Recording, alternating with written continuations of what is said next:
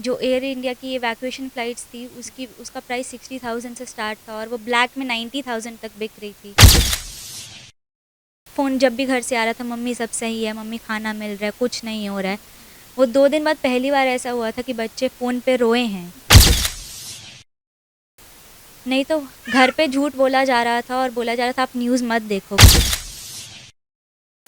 और फिर उसी दिन एम्बेसी से काफ़ी बच्चों की होप उठ गई थी कि हमें कोई आइडिया नहीं हमारी सिचुएशन आगे क्या होगी, हमारी स्टडीज़ कंटिन्यू होंगी या नहीं होंगी, कहीं ट्रांसफ़र ले पाएंगे या यही कंटिन्यू होगा या सब कुछ दोबारा स्टार्ट करना पड़ेगा फर्स्ट ईयर से। इंडियन एम्बेसी का सभी बच्चों को सेफली जो है इंडिया तक लेके आने में कितना योगदान देखने को मिला? मोस्टली हेल्प बॉर्डर क्रॉस करने के बाद हुई है, पर इन द वॉर जोन वो नहीं कर पा रही थी। उनका कहना था हम ट्राई कर रहे हैं, बट वहाँ पे काफ़ी दिक्कत हो रही थी। जो बाकी सिटीज़ थी वहाँ पे भी मोस्ट ऑफ द बसेस जो अरेंज हुई है बॉर्डर तक, वो एडमिशन एजेंसीज़ के जो लोग हैं उन्होंने किया है। अब बच्चे जब एम्बेसी को कांटेक्ट करते थे, बातचीत होती थी, उनका क्या जवाब होता? जब भी हम कॉल करते थे वो बोले थे वी आर ट्राइंग, आप हौसला रखो, वी आर ट्राइंग। बट जो एक एश्योरेंस और जो होप स्टूडेंट्स को चाहिए थी वो नहीं मिल पाई। कौन सी फाउंडेशन थी जो वहाँ पे जो है मदद कर रही थी इंडियन स्टूडेंट्स की? हमारा कांटेक्ट सोनू सर की जो सोनू सूद चैरिटी फाउंडेशन है उससे हुआ था। तो वो हर एक स्टूडेंट के टच में थे, दिन रात उन्होंने मैसेज किया है। वहाँ का खर्चा हमें सोनू सूद फाउंडेशन ने ट्रांसफ़र किया था पैसा, कि ये पैसा आप वहाँ दे दो। उन्होंने रहने की जगह दी थी, खाना प्रोवाइड किया था, बट जो इमोशनल सपोर्ट बच्चों को एक अश्योरेंस चाहिए थी वो इंडियन एम्बेसी की साइड से नहीं मिली थी।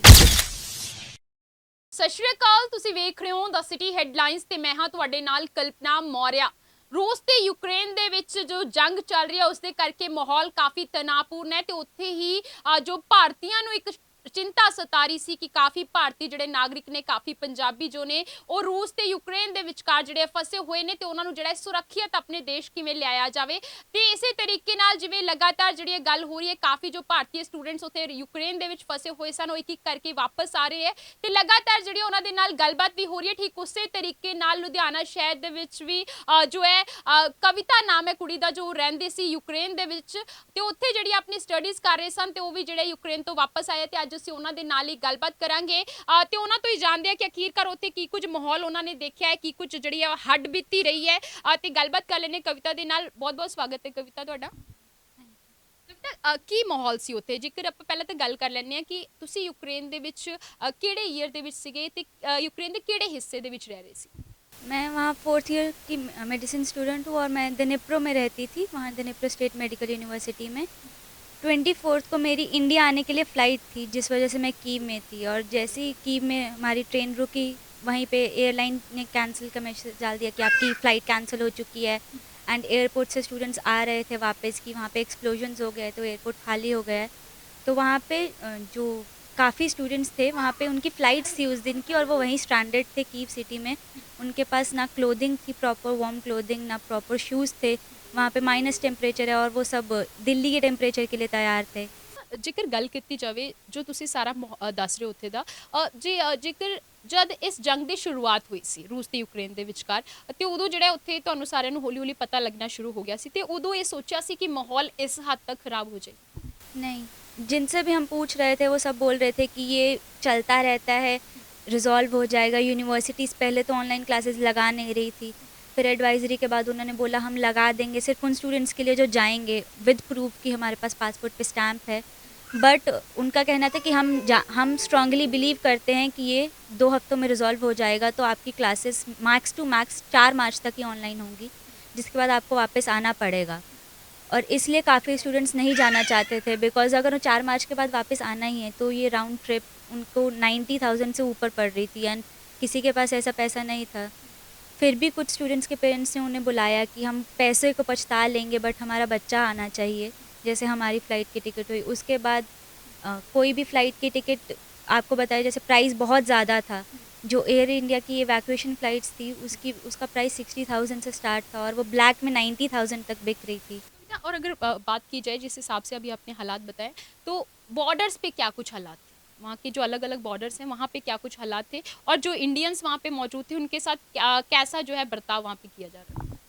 पोलैंड के शेनी बॉर्डर पे सुनने में आया था, वो पेडेस्ट्रियन वॉकिंग है, वहाँ पे पैदल ही जा सकते हैं, तो वहाँ पे अराउंड 40 किलोमीटर बच्चों को पैदल चलना पड़ रहा था। कुछ टैक्सी वाले एक्स्ट्रा चार्ज लेके पहुँचा रहे थे बस, बट वो 10 किलोमीटर से ज़्यादा नहीं जा रहे थे। कोई शेल्टर नहीं था, ठंड थी वहाँ पे, इनफैक्ट स्नो भी पड़ी थी, बच्चे सड़क पे ऐसे ही लेटे हुए थे और मारपीट की जा रही थी कुछ लोगों के साथ। वहाँ के कुछ लोकल्स या आई डोंट नो कौन थे, हमें सिर्फ सुनने में आया मिसबिहेव किया जा रहा था। जहाँ पे मैंने क्रॉस किया हंगरी बॉर्डर, वो अभी रिसेंटली खुला था, तो वहाँ पे कोई भीड़ नहीं थी, कुछ नहीं था, तो वहाँ पे बॉर्डर क्रॉस करना ईज़ी था। जी, वहाँ के काफ़ी लोकल्स इंडिया के स्टैंड से नाखुश थे, तो वो रूडली बिहेव कर रहे थे, गालियाँ दी जा रही थी। बाकी कुछ लोग वहाँ पे इस मौके को पैसा ऐंठने के लिए यूज़ कर रहे थे, तो कस्टम का ऑफिसर बता के बच्चों, डरे हुए बच्चों से उनका पासपोर्ट लिया जा रहा था और फिर पैसे मांगे जा रहे थे $500 तक। कोई ट्रेन में उनसे $100 मांगे जा रहे थे कि ट्रेन में अभी पैसे दो, नहीं तो ट्रेन में चढ़ने नहीं देगा। तो काफ़ी पैसे ऐंठने का मौका ढूंढा गया है वहाँ के कुछ लोगों ने, बट मोस्टली वहाँ के लोकल्स हेल्प कर रहे थे, अपनी जान पे खेल के उन्होंने कुछ बच्चों को एम्बेसी तक पहुँचाया है। उनको आर्मी ने रोका भी तो भी उन्होंने हेल्प की है। और पब्लिक ट्रांसपोर्ट का क्या हिसाब-किताब था? बात की जाए कि जो जो पब्लिक ट्रांसपोर्ट बच्चों ने इस्तेमाल करके एक जगह से दूसरी जगह पहुँचना था, उसको लेके क्या कुछ हालात थे? वहाँ पे तो नहीं कुछ इस तरीके से बच्चे परेशान हुए, वहाँ पे उन चीज़ों को भी लेके बच्चों को दिक्कत परेशानी आई?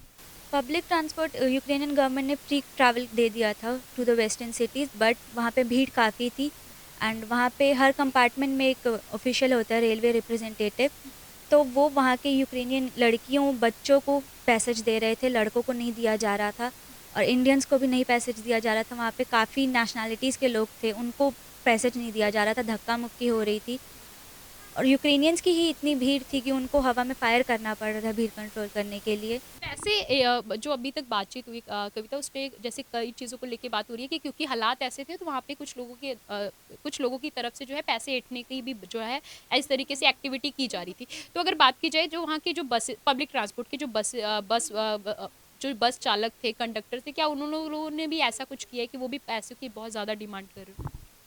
टैक्सी ड्राइवर ज़्यादा डिमांड कर रहे थे, जो भी प्राइवेट अरेंज किया जा रहा था उनकी डिमांड थी कीव से लवीव तक $1200 तक ले जा सकते हैं, मिनिमम प्राइस $1200 था।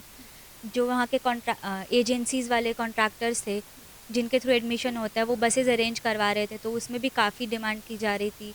खार्किव जो वॉर जोन था वहाँ पे $500 पर पर्सन मांगा जा रहा था, बाकी वहाँ हर जगह कम से कम वहाँ की करेंसी में 3000 ग्रेवन या 2000 ग्रेवन पर पर्सन मांगे जा रहे थे बस ड्राइवर से, बिकॉज़ वो कहते कि रिस्क बहुत है, हम इतना रिस्क ले रहे हैं तो हमें इतना पैसा चाहिए। अगर बात की जाए वहाँ पे जो चीज़ें सब कुछ आपने देखी हैं, सब दिक्कतों परेशानियों का सामना करते हुए यहाँ पहुँचे हो इंडिया तक, तो इस सब में इंडियन एम्बेसी का कैसा योगदान रहा? पूरी मदद की जा रही थी, आपकी भी और बाकी स्टूडेंट्स की भी। हम यहाँ पे ऑल ओवर बात की जा रही है कि इंडियन एम्बेसी का सभी बच्चों को सेफली जो है इंडिया तक लेके आने में कितना योगदान देखने को मिला? इंडियन एम्बेसी ने हमारी मदद की थी, जिस स्कूल में हमें रुका गया था वहाँ से रेलवे स्टेशन तक के लिए बस करवाई गई थी और फिर बाद में बाकी मोस्टली हेल्प बॉर्डर क्रॉस करने के बाद हुई है। दूसरी कंट्री के वॉलंटियर्स को ऑर्गेनाइज़ करके उन्होंने अकोमोडेशन और खाना प्रोवाइड किया है, पर इन द वॉर जोन वो नहीं कर पा रही थी। उनका कहना था हम ट्राई कर रहे हैं, बट वहाँ पे काफ़ी दिक्कत हो रही थी कोशिश करने में। जो बाकी सिटीज़ थी वहाँ पे भी मोस्ट ऑफ द बसेस जो अरेंज हुई है बॉर्डर तक, वो एडमिशन एजेंसीज़ के जो लोग हैं उन्होंने किया है। उन्होंने हर सिटी के हर कॉन्ट्रैक्टर एक दूसरे के टच में था एंड वो कोऑर्डिनेट कर रहे थे यूनिवर्सिटीज़ के साथ मिलके। बच्चों में इतना ज़्यादा पैनिक क्रिएट हुआ था उस टाइम पे। अब बच्चे जब एम्बेसी को कांटेक्ट करते थे, बातचीत होती तो उनका क्या जवाब होता? फर्स्ट ऑफ ऑल तो शेड्यूल के बाहर हम कांटेक्ट कर ही नहीं पा रहे थे, 9 to 5:30 का जो उनका शेड्यूल था उसके बाहर कांटेक्ट पॉसिबल ही नहीं था। उसके बीच में भी जब भी हम कॉल करते थे वो बोले थे वी आर ट्राइंग, आप हौसला रखो, वी आर ट्राइंग, बट जो एक एश्योरेंस और जो होप स्टूडेंट्स को चाहिए थी वो नहीं मिल पाई, वो बाकी लोगों ने दी है। बिकॉज एम्बेसी कह रही थी हम भी यहाँ पे पावरलेस अभी फील कर रहे हैं, स्टार्टिंग के डेज़ में वो भी बोल रहे थे कि अभी हम ट्राई कर रहे हैं बट हो नहीं पा रहा है। तो फिर वही जो होप है वो वहाँ के फाउंडेशन और कॉन्ट्रैक्टर्स ने दी है। और अगर बात कर रहे थे, अभी आप कर रहे थे फाउंडेशन की, कौन सी फाउंडेशंस थी जो वहाँ पे जो है मदद कर रही थी इंडियन स्टूडेंट्स की? हमारा कॉन्टैक्ट सोनू सर की जो सोनू सूद चैरिटी फाउंडेशन है उससे हुआ था। उसके अलावा काफ़ी और फाउंडेशंस थी बट हमारा कॉन्टैक्ट नहीं था उससे। तो वो हर एक स्टूडेंट के टच में थे, दिन रात उन्होंने मैसेज किया है कहाँ वो अपडेट है। और जो बच्चा लवी पहुंच जा रहा था उनको बॉर्डर क्रॉस उन्होंने करवाया है।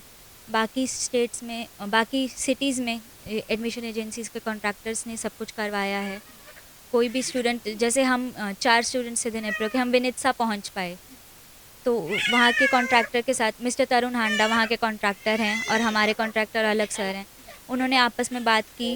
तरुण सर ने वहाँ से बस अरेंज करवाई थी यूनिवर्सिटी के साथ। सभी स्टूडेंट्स निकल गए थे। उन्होंने वहाँ के लोकल्स और जो वहाँ की इंडियन फैमिलीज़ हैं और जो कीव से बच्चे आ पा रहे थे उनके लिए भी बसेस अरेंज किया। अभी भी हो रही हैं, अगर कुछ बच्चे फंसे हो तो उन्होंने आपस में बात करके हमारे लिए वहाँ पे सीट दिलवाई थी बस में। और जो वहाँ का खर्चा हुआ था वो पेड थी, प्राइवेट यूनिवर्सिटी ने करवाई थी। वहाँ का खर्चा हमें सोनू सूद फाउंडेशन ने ट्रांसफ़र किया था पैसा, कि ये पैसा आप वहाँ दे दो। बॉर्डर तक डायरेक्ट वो बस पहुँची थी हमारी। मतलब सोनू सूद की फाउंडेशन ने कहीं न कहीं जो स्टूडेंट्स वहाँ पे फँसे हुए थे उनकी फाइनेंशियल तौर पे भी जो है मदद की। फाइनेंशियल तौर पे भी मदद की गई है और उन्होंने हाल ही के दिनों में टैक्सीज़ अरेंज करवाई हैं जो लवीव से खारकेव या कीव जा रही हैं बच्चों को लाने, जो नहीं निकल पाए पब्लिक ट्रांसपोर्ट से, जिनको मौका नहीं मिल पाया, उनके लिए टैक्सीज़ अरेंज हुई हैं, खारकेव रीजन में ज़्यादा हुई हैं। तो यहाँ पे एक सवाल होगा और ये सवाल होगा कि आपका भी पॉइंट ऑफ व्यू और आपके साथ जितने भी वहाँ पे स्टूडेंट्स पहुँच फंसे हुए थे और जो अब वापस भी आ गए होंगे, उनका क्या था? मतलब उनको क्या लगता है कि कहीं न कहीं एक जो इमोशनल सपोर्ट की भी ज़रूरत पड़ती है और एक दूसरा सपोर्ट तो हमें चाहिए कि हर तरीके से जो है, ताकि हम कहीं न कहीं हमको एक हौसला मिले कि हम वापस अपने देश और अपने शहर पहुँच सकेंगे सुरक्षित। तो उसमें किसका सबसे ज़्यादा योगदान रहा? क्योंकि अगर अभी तक आपने सोनू सूद फाउंडेशन की भी बात की, तो क्या उतना ही वो सपोर्ट जो है, इमोशनल सपोर्ट, मॉरल सपोर्ट हम बात कर लें और बाकी जितना जिस भी तरीके का सपोर्ट की ज़रूरत पड़ती है, क्या इंडियन एम्बेसी ने भी उतना योगदान दिया था? जी नहीं। उन्होंने रहने की जगह दी थी, खाना प्रोवाइड किया था, बट जो इमोशनल सपोर्ट, बच्चों को एक अश्योरेंस चाहिए थी, वो इंडियन एम्बेसी की साइड से नहीं मिली थी। वो फाउंडेशंस जितने एनजीओज़ काम कर रहे थे और उनके जो कॉन्ट्रैक्टर्स जिनके थ्रू वो गए थे उन्होंने प्रोवाइड किया था। जब तक हम कॉन्टैक्ट में नहीं आए थे फाउंडेशन या अपने कॉन्ट्रैक्टर के, तब तक स्टूडेंट्स में होप नहीं थी कि अगर हम कीव से किसी तरह निकल भी जाते हैं, आगे हम नहीं जा पाएँगे कहीं पे, क्योंकि जहाँ पे वहाँ पे जितने भी ईस्टर्न साइड के बच्चे थे, ईस्टर्न साइड में हमें रशियन सिखाई जाती है। गवर्नमेंट में भले ही यूक्रेनियन चलती है बट बोलने के लिए रशियन सिखाई गई, और वेस्टर्न साइड में रशियन किसी को नहीं आती है, वहाँ की लैंग्वेज भी नहीं आती थी। तो बच्चों में होप थी कि अगर हम वहाँ पहुँच भी गए तो हम बॉर्डर क्रॉस नहीं कर पाएँगे, ना हमारे पास पैसा है, ना हमारे पास कपड़े वगैरह हैं, ना हमें लैंग्वेज आती है। तो जब तक वो किसी के कॉन्टैक्ट में नहीं आए थे, कॉन्ट्रैक्टर में, उनमें होप नहीं थी। और देखिए, अगर बात की जाए इस सारी जर्नी के दौरान, क्योंकि जो अभी तक जो तस्वीरें चाहे मीडिया के ज़रिए वहाँ से सामने आ रही है, बहुत ही दिल दहला देने वाली तस्वीरें हैं। और कुछ चीज़ें ऐसी होंगी इस जर्नी के दौरान जब आप अलग-अलग बॉर्डर्स पार कर रहे होगे यूक्रेन के, तो कुछ ऐसी चीज़ें जो जो आपने मतलब आपने खुद भी देखी हो या वहाँ पे आपने सुनी हो, मतलब कुछ ऐसी चीज़ें वो ज़रूर शेयर करो, क्या कुछ चीज़ें थी? और कुछ वहाँ पे बहुत ही ज़्यादा पैनिक सिचुएशन हुई हो, बच्चों में अफ़रा-तफ़री हो, बच्चे कुछ भी छोड़ के जा रहे, कुछ ऐसा भी था माहौल? हुआ था 25th की रात शाम को हमें बोला गया था कि आप एक छोटा बैग तैयार कर लो इम्पोर्टेंट डॉक्यूमेंट्स वाला, बिकॉज़ अगर बमबारी ज़्यादा होगी आपको बंकर में ले जाया जाएगा। तो कुछ स्टूडेंट्स में पैनिक क्रिएट हुआ था। जब उन्होंने बॉम्ब देखा खिड़की से तो उन्होंने सबको जगा दिया। और जब हम कीव के वो स्कूल से रेलवे स्टेशन जा रहे थे, रास्ते में सड़क पे गाड़ियाँ थी जली हुई और डेड बॉडीज़ पड़ी हुई थी। और जब हमें रेलवे स्टेशन 26 को बोला गया था कि आप एम्बेसी खाली कर दो, रेलवे स्टेशन पे आपके लिए ट्रेन है, आपके लिए अरेंजमेंट है, जो वहाँ पे जाके नहीं मिला। तो उसमें भी जब हम कुछ स्टूडेंट्स जो वापस आ पाए, उनको रास्ते में गन पॉइंट पे रखा गया है। आर्मी की ट्रक्स जा रहे थे, पूरा रास्ता सुनसान था। आर्मी के ट्रक्स जा रहे थे, आर्मी के लोग रोक रहे थे टैक्सीज़ को। नेशनैलिटी का प्रूफ मांगा जा रहा था गन पॉइंट पे रख के। पहली बार किसी बच्चे ने वहाँ पे इमोशन दिखाया था। हमेशा फ़ोन जब भी घर से आ रहा था, मम्मी सब सही है, मम्मी खाना मिल रहा है, कुछ नहीं हो रहा है। वो 2 दिन बाद पहली बार ऐसा हुआ था कि बच्चे फ़ोन पे रोए हैं। नहीं तो घर पे झूठ बोला जा रहा था और बोला जा रहा था आप न्यूज़ मत देखो, क्योंकि न्यूज़ में सच दिखा रहे हैं तो घर वाले पैनिक में आएंगे।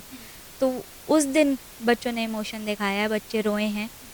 और फिर उसी दिन एम्बेसी से काफ़ी बच्चों की होप उठ गई थी कि आपने हमें रेलवे स्टेशन पे भेज दिया ये बोल के कि रेलवे स्टेशन सेफ़ है, एम्बेसी से ज़्यादा सेफ़ है। और वहाँ पे कोई अरेंजमेंट नहीं था, कोई रिप्रेजेंटेटिव नहीं था, और क्योंकि वो 5 बजे के बाद था, कोई रीचेबल भी नहीं था एम्बेसी से। और एक दिमाग में ये भी रहता है, बच्चों के भी दिमाग में ये ज़रूर आया होगा कि जो एक पब्लिक प्लेसेस होती है उस पे वो तो सबसे पहला टारगेट होते हैं। ऐसे अगर कुछ भी अटैक हो रहा है, कुछ भी होता है तो हो सकता है कि पब्लिक प्लेसेस पे ज़्यादा रिस्क रहता है। पब्लिक प्लेसेस पे मिसाइल्स का रिस्क ज़्यादा था, क्योंकि रशियन सोल्जर्स किसी सिविलियन जगह पे अटैक खुद नहीं कर रहे थे, फायरिंग गन से नहीं हो रही थी, उनका टारगेट सिर्फ यूक्रेनियन सोल्जर्स थे।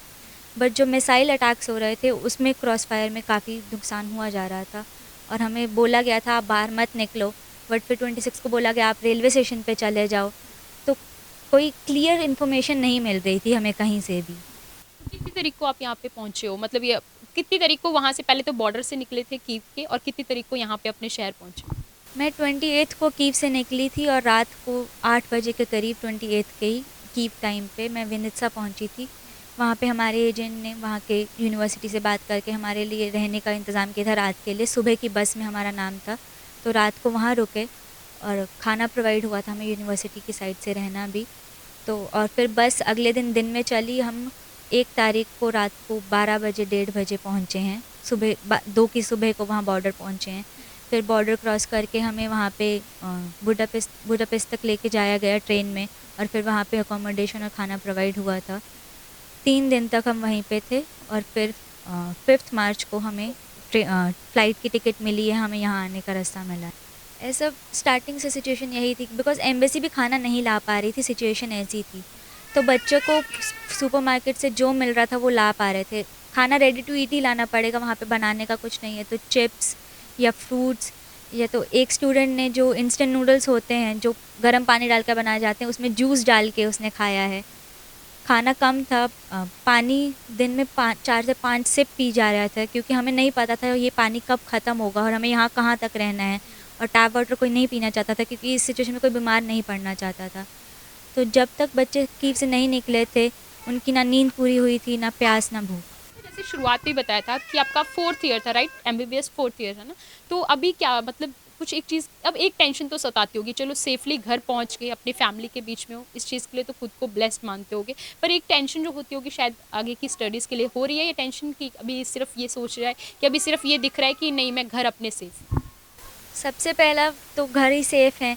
जब हंगरी पहुंच गए, हम सेफ़ थे, तब ऐसी चीज़ें सोचने में आई कि हमारी पढ़ाई का क्या होगा ये। बट टेंशन तो अभी है, क्योंकि हमें कोई आइडिया नहीं हमारी सिचुएशन आगे क्या होगी, हमारी स्टडीज़ कंटिन्यू होंगी या नहीं होंगी, कहीं ट्रांसफ़र ले पाएंगे या यही कंटिन्यू होगा, या सब कुछ दोबारा स्टार्ट करना पड़ेगा फर्स्ट ईयर से।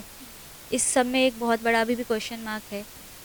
पिटीशन डाली जा रही है, हम तक कॉन्टैक्ट आ रहे हैं, हमारी डिटेल्स मांगी जा रही हैं कि हम पिटीशन डालेंगे, हमारे लिए कुछ किया जाए।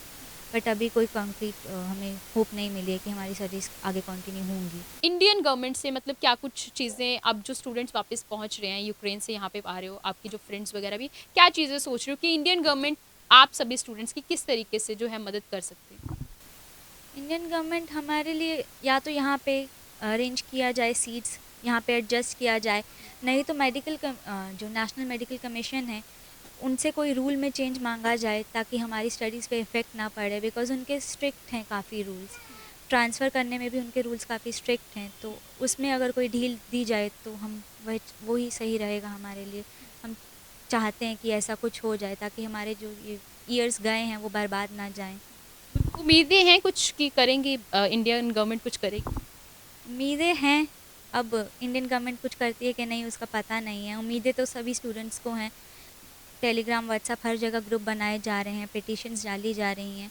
बिल्कुल, ये जी गलबात हुई है कि यूक्रेन तो जो स्टूडेंट कविता नाम है, वो स्टूडेंट वापस अपने देश, अपने शहर ਦੇ ਵਿੱਚ, ਲੁਧਿਆਣਾ ਸ਼ਹਿਰ ਦੇ ਵਿੱਚ ਆਪਣੀ ਫੈਮਿਲੀ ਦੇ ਵਿਚਕਾਰ ਹੁਣ ਮੌਜੂਦ ਹੈ।